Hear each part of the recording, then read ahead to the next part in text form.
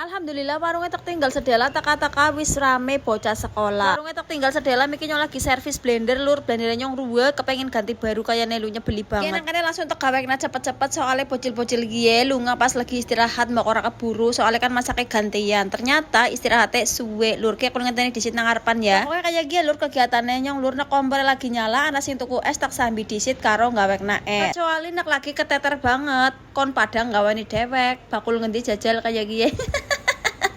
Ana wong tuku kon gawe dewek manggu anak bisa gawe seblak dewek gawe dewek lanjut maning ana sing tuku basreng cuma ke basrengnya si bakul lur dadi miki sempet taki pase disit ben mandan amo tidak terlalu keras miki kon rajangi dewek tapi ora sanggup jare atos banget.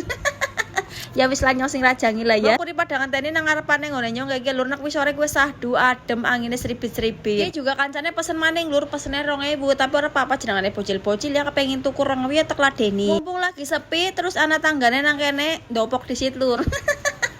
Bagi-bagi baria sedela lah ya ben ora jenuh nang ngarep kompor bae sing panas. Nyong nakene juga lagi tak sambike karo ngerajangi sayuran, ngerajangi daun jeruk mumpung warungnya lagi sepi. Terus setelah ini aku harap kembali ke dapur rekaman alias dapure Adela sing dhuwur banget.